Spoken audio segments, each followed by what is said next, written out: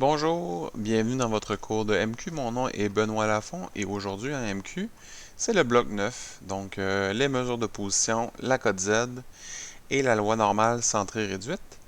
Les mesures de position, ça va ressembler vraiment beaucoup à ce qu'on a fait avec la médiane. Puis la cote Z, ben, on a déjà fait quelque chose de semblable avec la loi, les variables discrètes. Donc, grosso modo, on va couvrir une dizaine de pages de 39 à 48.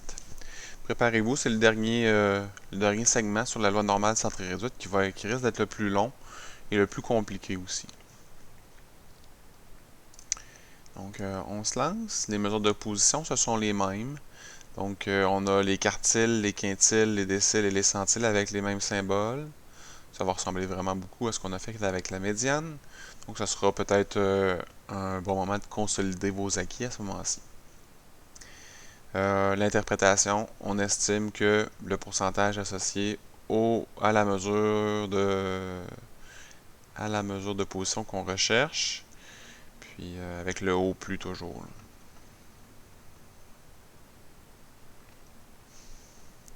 Donc, pour les mesures de position, pour les quantiles, nous allons avoir besoin des pourcentages cumulés. Ils sont déjà inscrits ici. Je vous invite à les prendre en note. Donc, on se lance sans plus tarder avec le troisième quartile.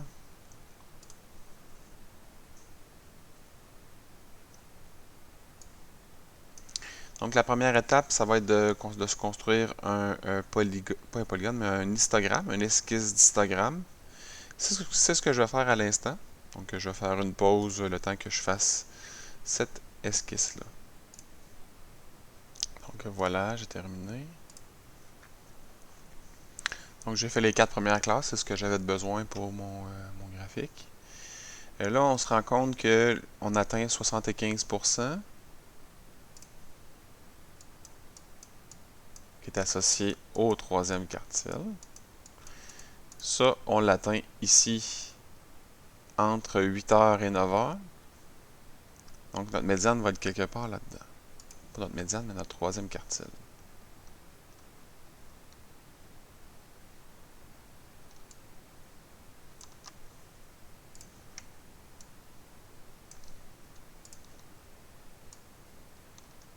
On prend une ligne droite.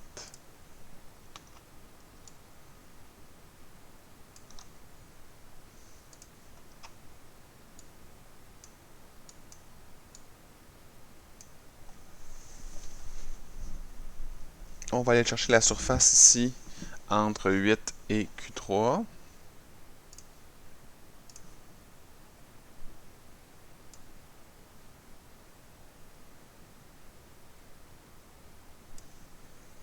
Donc, pour ce faire,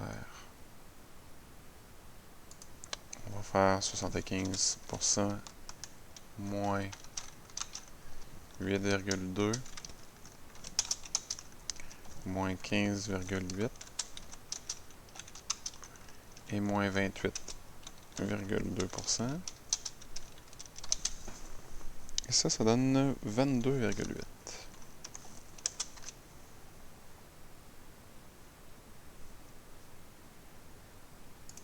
La surface en rose ici, c'est 22,8. Ensuite, on va se faire une règle de 3, donc avec la base.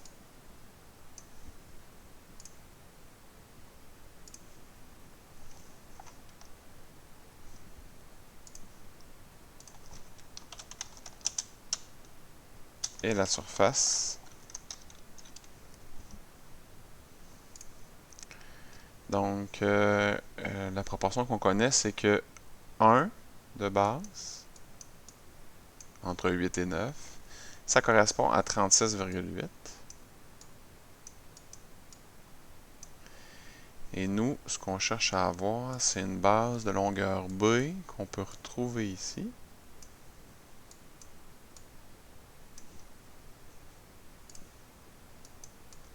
Qui est associée à 22,8.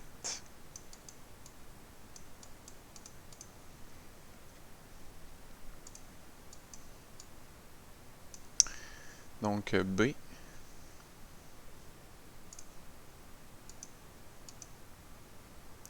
serait égal à 1 fois 22,8.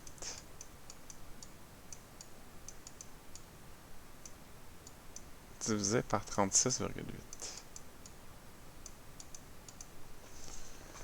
Ça nous donne 0,62.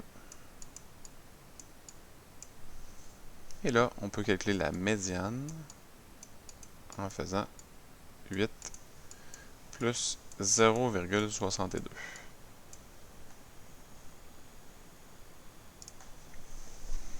L'interprétation, on estime que 75%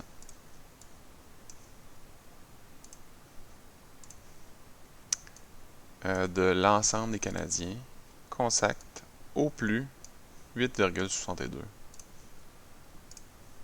heures quotidiennement au soleil. Je pense que j'ai oublié d'écrire ma réponse ici. Ouais, c'est le cas. Donc, voilà.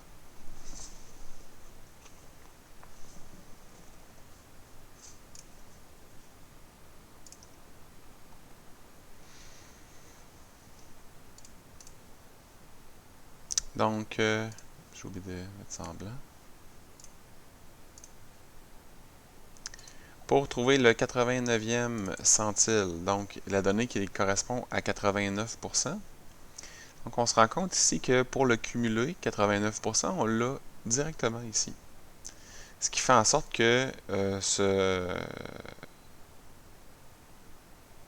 que le centile 89, ça va être associé à 9 heures.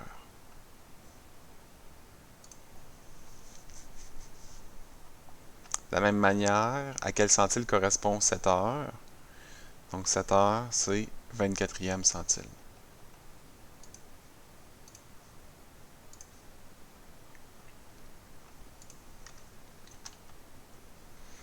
Donc ici, il y a un autre problème, semblable à celui qu'on a fait en A.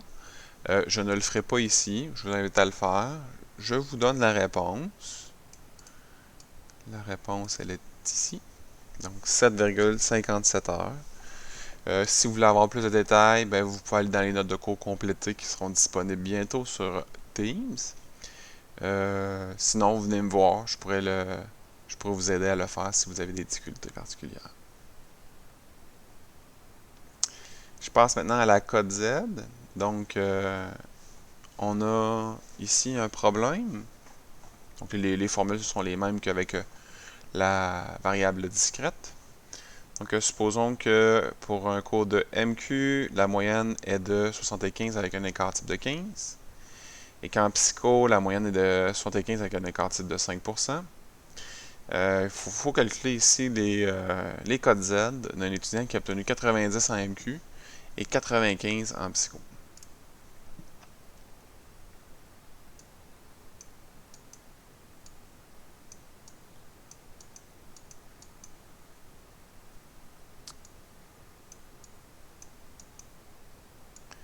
Donc, je commence avec MQ. Donc, je prends le résultat qu'il a obtenu. Je soustrais la moyenne, qui est de 75. Et je divise par l'écart type.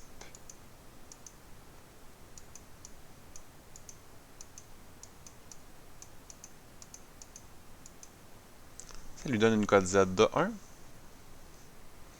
Pour ce qui est de psycho, donc 85, toujours moins 75, la moyenne est la même dans les deux cours. Mais l'écart type est vraiment plus petit, l'écart type est de 5, ce qui donne 10 sur 5, qui donne une cote Z de 2.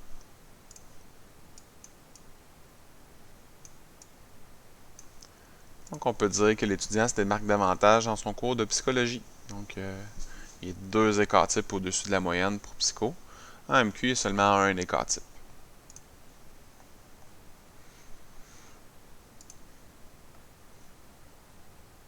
Donc, quel serait le résultat obtenu en MQ pour un étudiant qui a une cote Z de 1,2? Donc, je réécris ma formule, mais je remplace les éléments que je connais. Donc, la cote Z, je la connais. Le résultat, je ne le connais pas. La moyenne en MQ, c'était 75 et l'écart type, 15. Là, je veux isoler ma valeur de x, donc j'utilise le principe d'une balance à deux plateaux. Si je fais une opération à droite, je fais la même à gauche. Donc, je peux multiplier par 15 de chaque côté. Ça ne changera rien à mon équilibre. Par contre, mon équation, elle va changer. Donc, je fais 15 fois 1,2.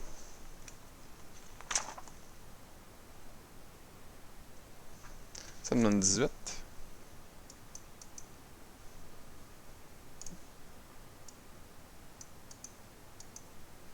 Ici, comme j'ai divisé par 15 fois 15, les deux opérations sont annulées.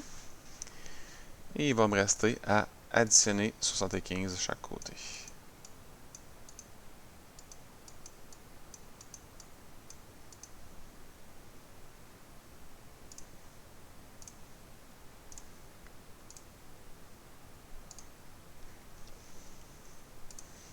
Donc, ce qui nous donne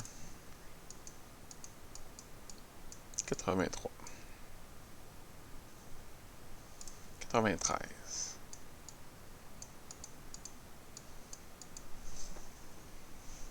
Voilà, c'est le résultat de l'étudiant. Sachez qu'habituellement, les écarts types, ça varie de 15 à 20. En tout cas, dans mes groupes à moi, c'est ce que je constate habituellement dans les résultats. Donc, ça nous amène à la loi normale. Donc, la loi normale, on retrouve ça dans beaucoup de situations. Donc, on pense ici à la cote R. On parle ici de la cote R de 350 étudiants de niveau collégial. Donc, on voit la forme en noir ici, qui ressemble à une genre de cloche. La cloche apparentée à la loi normale. Donc, en pointillé, c'est la forme de la loi normale. Donc, on voit qu'il y a beaucoup de données qui sont centrées au milieu. Puis, plus on s'éloigne, moins il y en a.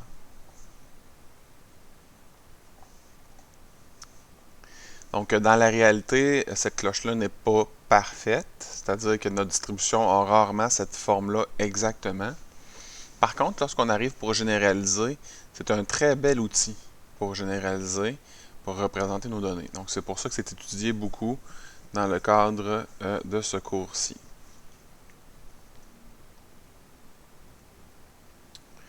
Donc, la loi normale en tant que telle, lorsqu'on s'éloigne, donc d'un écart type à gauche et à droite, on peut voir ici sur le graphique, là, je peux peut-être faire des marques.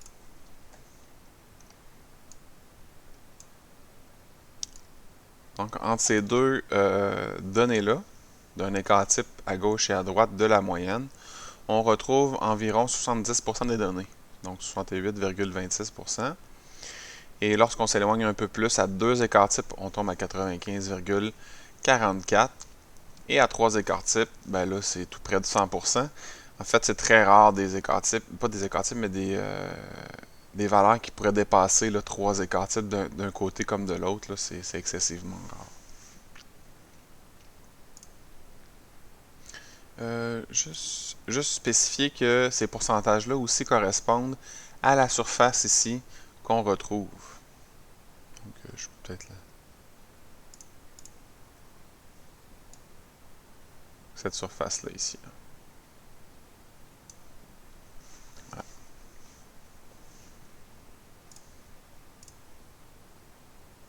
Donc, deux paramètres associés à la loi normale, la moyenne et l'écart type. Donc, la moyenne va venir définir l'endroit où est-ce qu'on va placer notre cloche. Donc, vous voyez que c'est centré sur la moyenne. Puis, l'écart type, lui, va venir définir la hauteur, puis la largeur, dans le fond, de notre cloche. Donc, plus l'écart type va être petit, plus la cloche va être étroite, plus l'écart type va être grand, plus la cloche va être évasée et large. Donc, je m'arrête sur cette symbolique-là ici.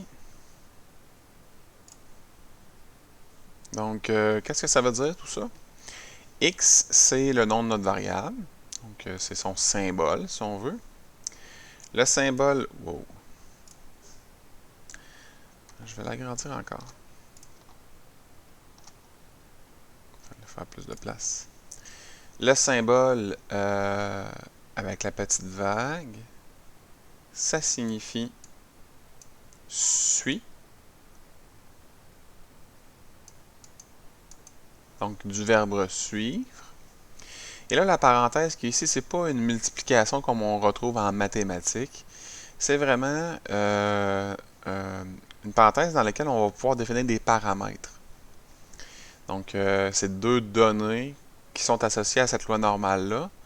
Donc, les deux paramètres, ben, c'est toujours la moyenne dans un premier temps, que vous reconnaissez ici, et la variance,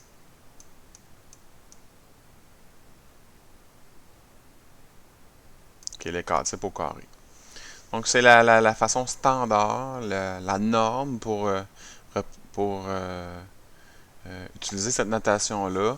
Donc, c'est toujours la moyenne avec la variance.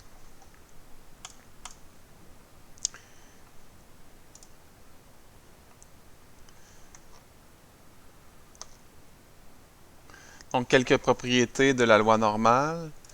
D'abord, la loi normale, l'air sous la courbe, ça vaut toujours 100%.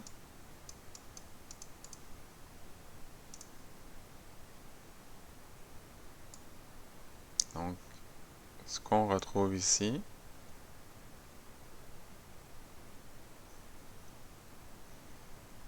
Toute cette surface-là sous la courbe, ça vaut 100%, y compris les petits coins ici.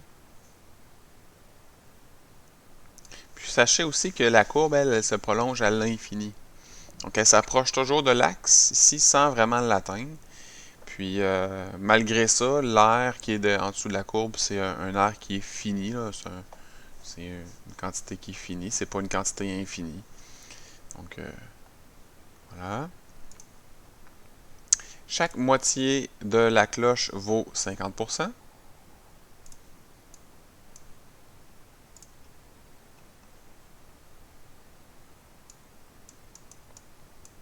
Donc, lorsqu'on sépare notre cloche en deux à partir du milieu, je vais essayer d'aller ici au milieu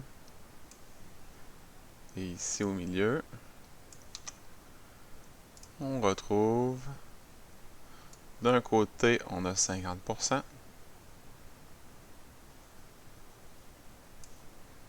Et de l'autre aussi.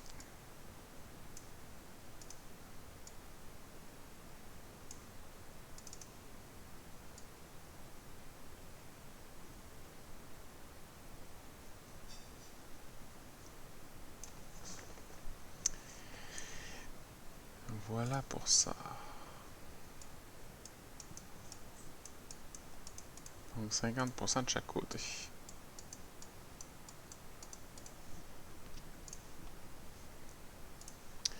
Il y a un contexte, propriété de symétrie, en fait, ici. Supposons que je prenne une surface. Je vais la prendre comme ceci, la surface. Il y a une surface à droite ici. Peut avoir la même surface, le même pourcentage associé. Qu'est-ce qu'on pourrait retrouver ici, à gauche?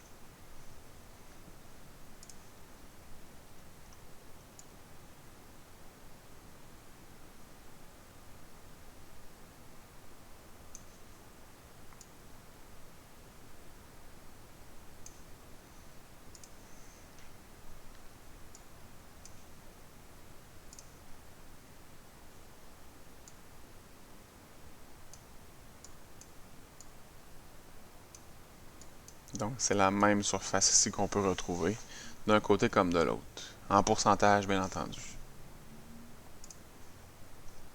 Donc, je ne sais pas si ça vous fait penser à un fantôme. La loi normale peut être comparée aussi à un fantôme en espérant que ça ne vous fasse pas faire de cauchemar.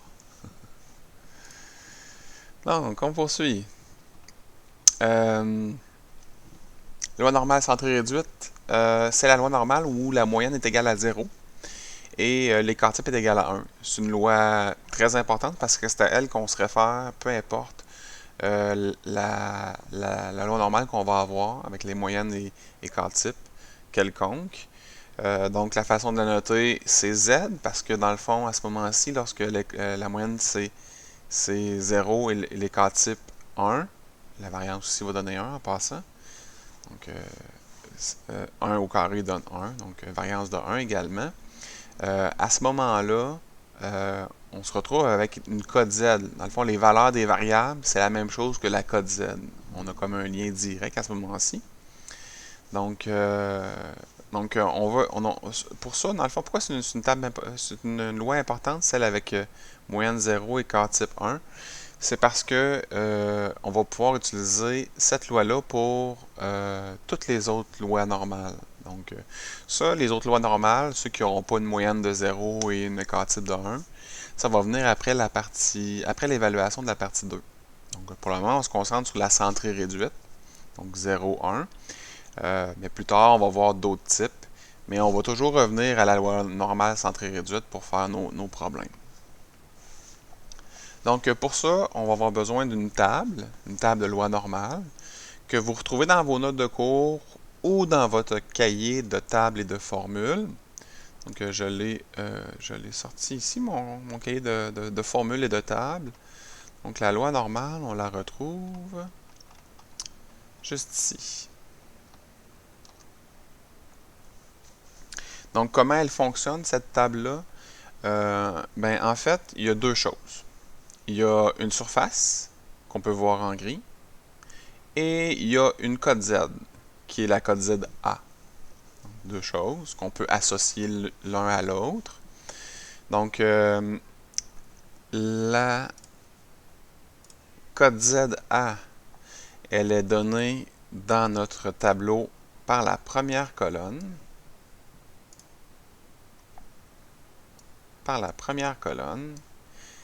Et la première ligne. Donc, si j'associe, par exemple, cette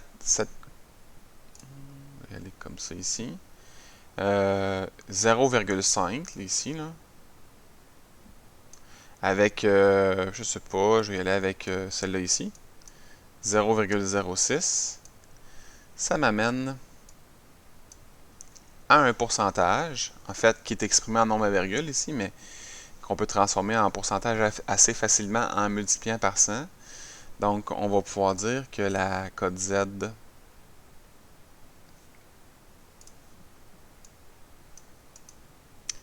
la code Z 0,56.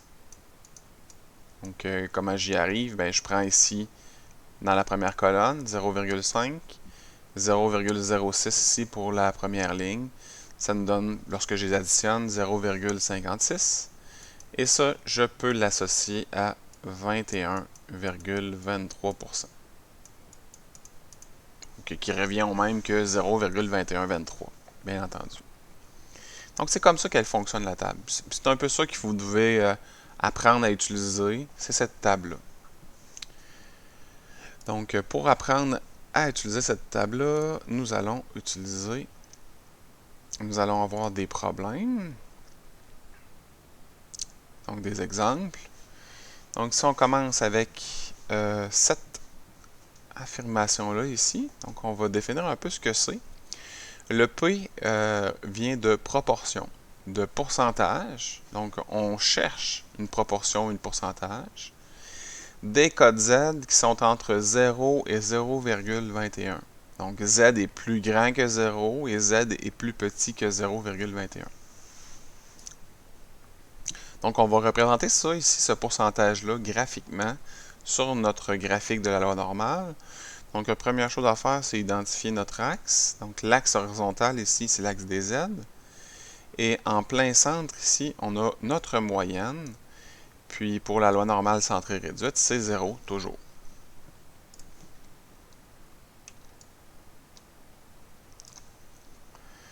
Donc, voilà. Ce qui nous amène à avoir 0,21. Donc, l'axe qui est ici horizontal, c'est un axe qui va du plus petit au plus grand. Donc, 0,21, ça va être un peu à droite de 0.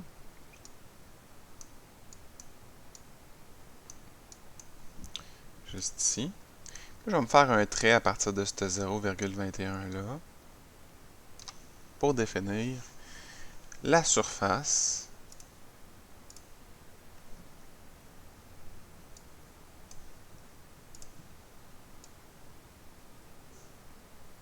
définie par notre problème. Donc, c'est ce qu'on cherche. On cherche la surface associée à ça. Heureusement, on a notre table pour nous aider. Donc, dans notre table, on peut aller chercher 0,21, donc 0,2, 0,01. Donc, lorsque j'additionne les deux, ça me donne 0,21. C'est 8,32%. 0,0832. Donc, je multiplie par 100, je déplace ma virgule de 2 vers la droite.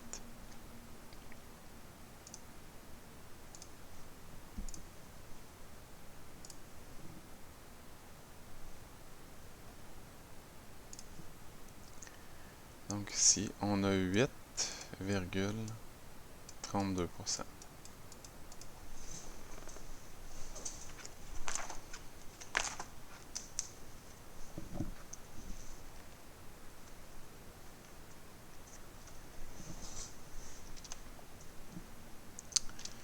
Donc, on peut dire que ce pourcentage-là est égal à 8,32. Puis on l'a trouvé directement dans la table. Autre chose que je veux faire ici. C'est bon.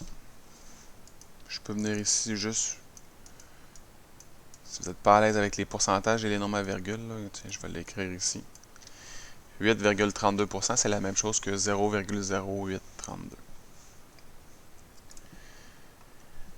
Prochain problème, prochain exemple, de moins 1,8 à 0. Donc, même chose, je viens placer mon axe. Oups. Donc, c'est l'axe des Z. Au centre, on a notre 0, toujours, c'est la moyenne 0. Éventuellement, ça va changer, mais pour le moment, ça reste 0. Puis là, le moins 1,8, on va venir le placer également. Lui, il est à gauche.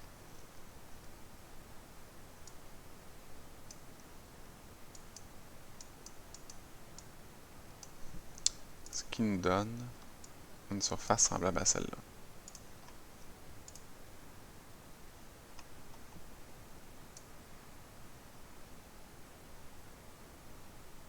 Ah, d'ailleurs, j'ai oublié de vous mentionner, là, mais sortir vos marqueurs là, pour cette section-là, pour ces problèmes-là, c'est une très bonne idée.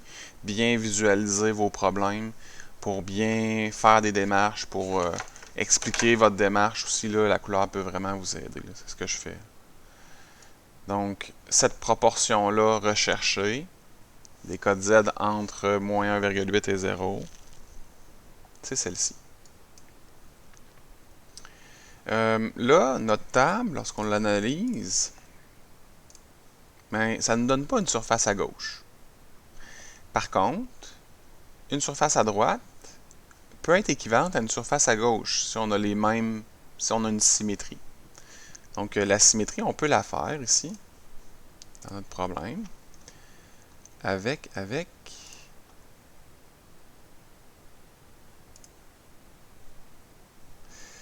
1,8.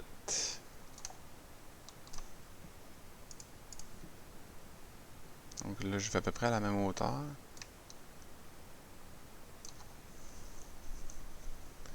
Donc avec 1,8 de ce côté-ci.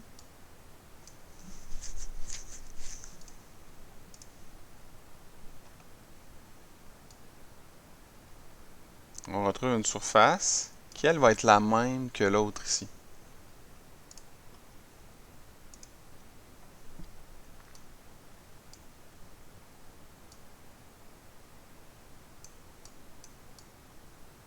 Donc, par symétrie, on va aller chercher 1,8 dans notre table, puis ça va nous donner, dans le fond, la surface ici, qui va être la même que celle-là. Donc, 1,8. Comment faire pour trouver? J'ai 1,8 ici, puis là, comme centième, donc le deuxième chiffre après la virgule, ben c'est pas 1, c'est pas 2, c'est 0. Dans le fond, il n'est pas indiqué, là, mais Donc, parce que c'est 0, justement, qu'on ne l'indique pas.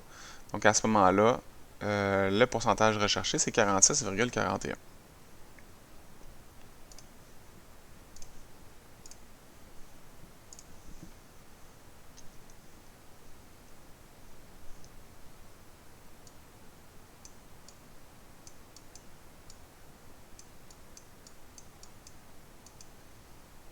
Donc, 46,41, c'est la même chose de l'autre côté.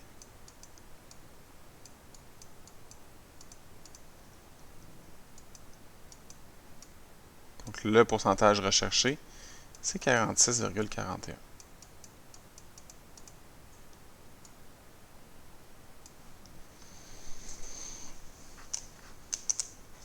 Ah, quelque chose que je voulais faire là.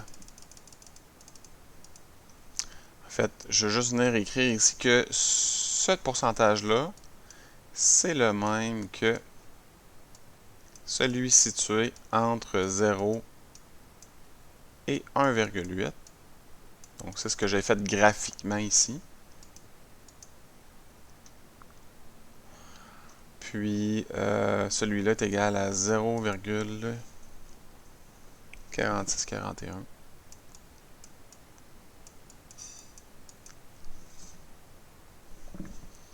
Qui est égal à 46,41%.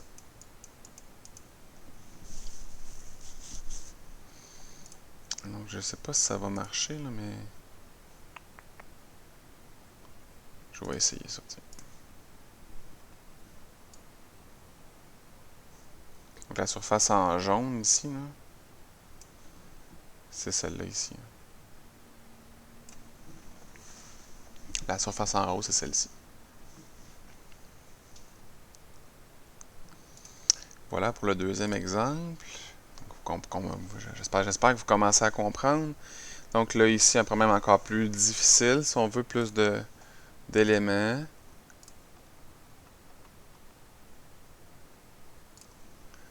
Donc, je commence avec mon axe, c'est l'axe des Z. Bien important à identifier en examen, en évaluation. Au centre, on a 0.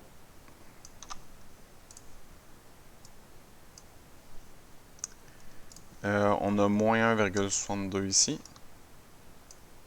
Et on a 2,17 ici.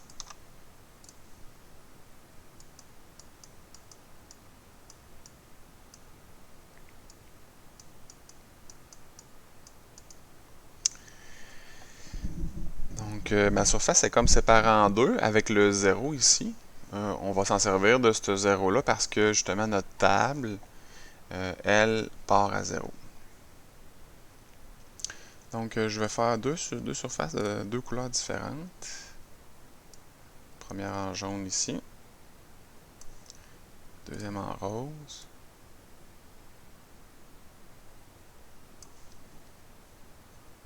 Donc, la surface qui est ici, qui est comme la jaune et la rose ensemble, bien, on peut l'écrire comme étant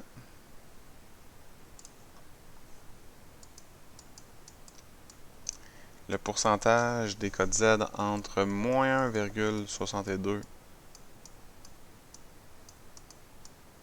et 0. Puis le pourcentage des codes Z entre 0 et 2,17.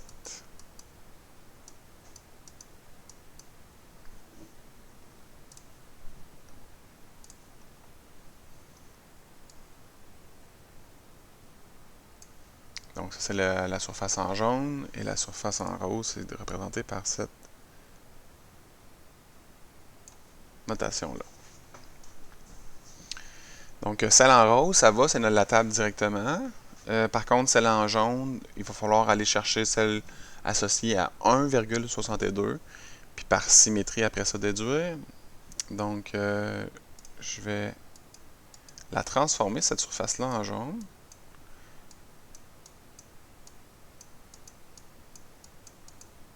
Avec le côté positif. Puis celle-là, on va aller chercher. Donc 2,17, 2,1, 2,17 48,50.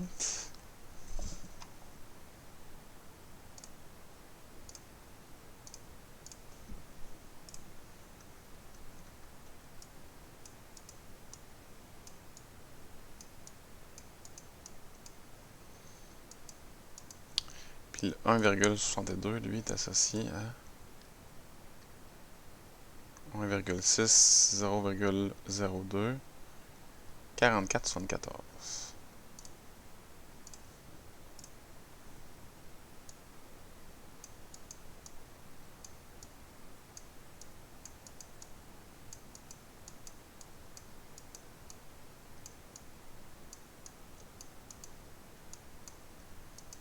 Et ça donne un total de 93,24.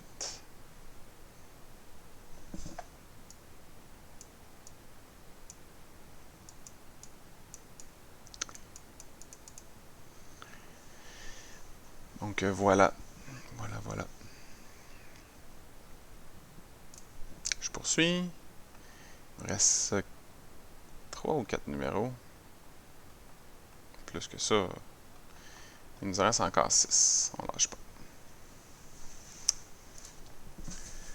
Donc, les codes Z inférieurs à 1,28. Code Z. Notre moyenne. Puis 1,28. En passant, là, lorsque je place les chiffres, c'est à peu près. Dans le fond, vous pouvez vous fier un peu au pourcentage que vous vous trouvez à la fin pour le placer, mais là, on ne le connaît pas à l'avance. Donc, l'important, c'est de le placer à droite du 0, le 1,28. Il n'est pas à gauche, il est à droite. Donc, avec l'expérience, peut-être vous allez finir par deviner un peu dans quel coin il est, ce 1,28-là. Mais bon, au début, là, on y va à peu près. Faire une ligne ici. Et là, une erreur qui est commune,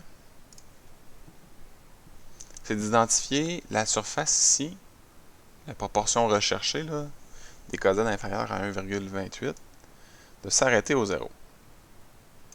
Mais c'est pas le cas ici. On ne s'arrête pas à 0, on continue. On continue en fait jusqu'à l'infini. Donc on va chercher les valeurs négatives aussi.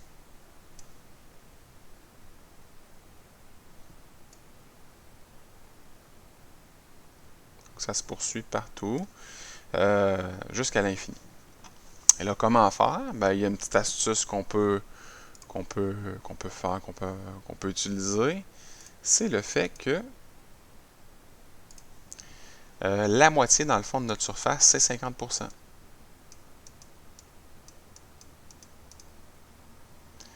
Puis l'autre surface, ben là, il faut aller voir dans la table qu'est-ce qu'il y en a. Je me réfère à mes notes.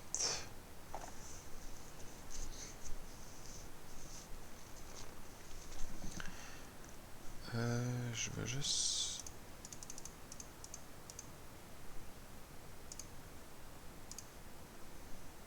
Je vais mettre en jaune ici.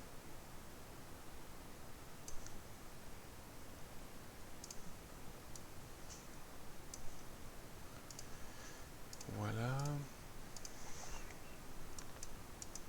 Donc ça, c'est égal à la proportion des codes Z inférieure à 0 plus la proportion des codes Z entre 0 et 1,28.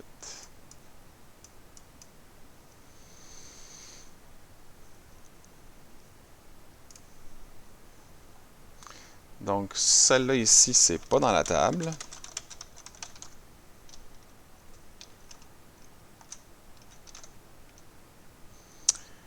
Alors que celle-là ici, dans la table. C'est pour ça qu'on divise la surface de cette façon-là, pour pouvoir utiliser la table, pour aller chercher ce pourcentage-là. Donc on peut. Dans le fond, en jaune, c'est ce qui est inférieur à 0. Puis en rose, entre 0 et 1,8. 1,28. Donc je disais tout à l'heure que c'était 50% ici.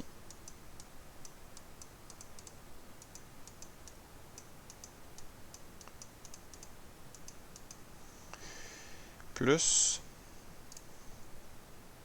1,28 est associé à 39,97.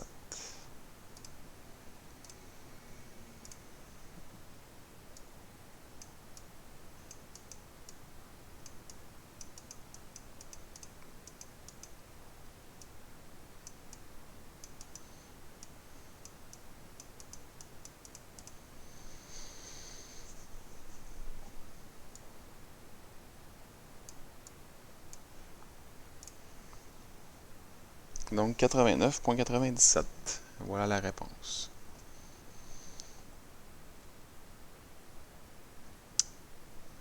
Donc voilà. Là, pour ne pas alourdir la vidéo inutilement, je vais vous laisser faire les numéros E, F,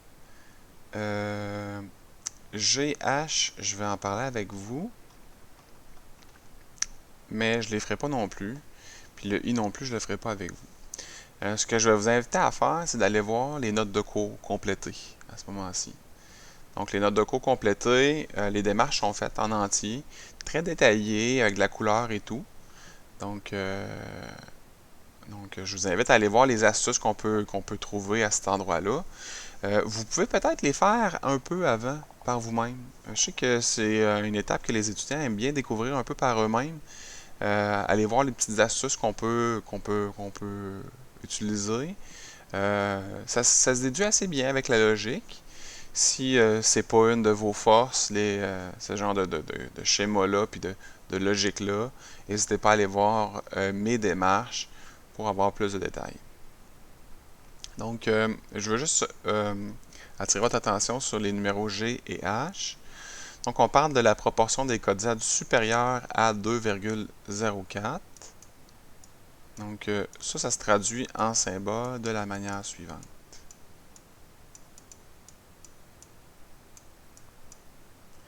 De la même manière, ceux qui sont inférieurs à moins 0,76.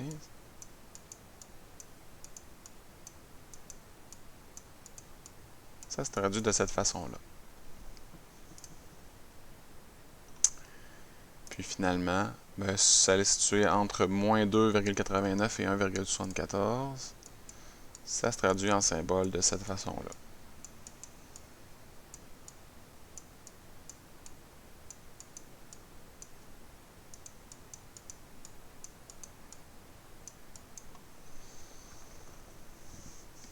Donc voilà pour le bloc numéro 9.